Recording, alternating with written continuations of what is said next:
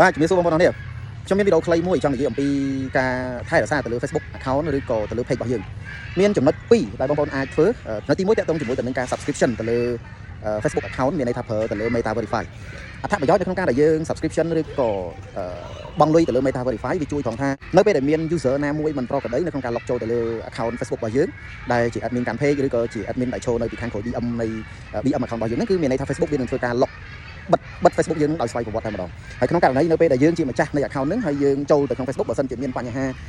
វា lock account របស់យើងមានន័យថាយើងគ្រាន់តែបំពេញព័ត៌មានលេខទូរស័ព្ទឬក៏ Gmail ហើយយកលេខកូដហ្នឹងទៅ verify ជាមួយទៅនឹងអ្វីដែលខាង Facebook ស្នើសុំទៅគឺមានន័យថា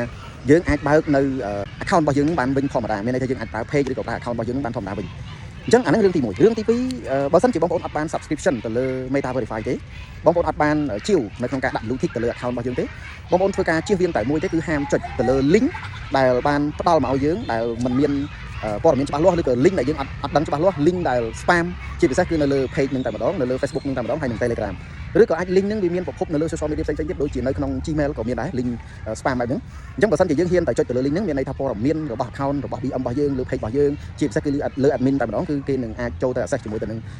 account profile របស់យើង account admin របស់យើងហើយក៏គេអាច remove access របស់យើងចេញពី page ចេញពី BM account របស់យើងបានដែរអានេះគឺជាហេតុផលមួយដែលបងប្អូនត្រូវតែប្រយ័ត្នហើយបើ link នេះគឺជា link ដែលមានប្រភពមិនច្បាស់លាស់ link ដែលយើងអត់ដឹងច្បាស់ទេ link ដែលអត់ចាំបាច់នឹងការចុច click ទេបងប្អូនហាមចុចទៅលើ link ទាំងអស់ហ្នឹងអានេះវិធីទី2នៅក្នុងការថែទាំនៅ account របស់យើងហើយរឿងមួយទៀតបងប្អូនខ្ញុំបញ្ជាក់បន្តិចពាក់ព័ន្ធជាមួយទៅនឹង page ប្រសិនបើវាបាត់បង់ទៅហើយ account ប្រសិនបើវាបាត់បង់ទៅហើយ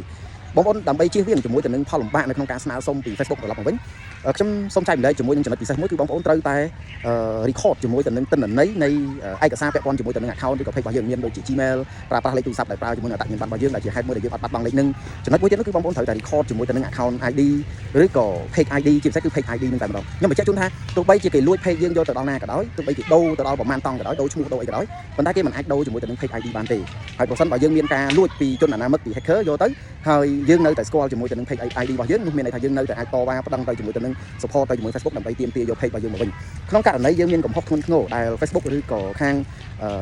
Facebook គេជាអ្នកបិទឬក៏ជាអ្នកពមៀនឬក៏ជាគេ suspend ទៅលើ account របស់យើងទៅលើ page របស់យើងអានឹងគឺជារឿងផ្សេងអានេះខ្ញុំចង់និយាយអំពីរឿងដែលគេលួចទេអញ្ចឹងដើម្បីការពារកន្លែងហ្នឹងគឺបងប្អូនត្រូវមានទី1ត្រូវ subscription ឬក៏ទី2បងប្អូនត្រូវកុំចុច link ហើយមួយទៀតទោះបីជាយើងអាចនឹងមានឱកាសបាត់នៅក្នុងហេតុផលណាមួយក៏ដោយក៏បងប្អូនត្រូវតែ record ជាមួយទៅនឹង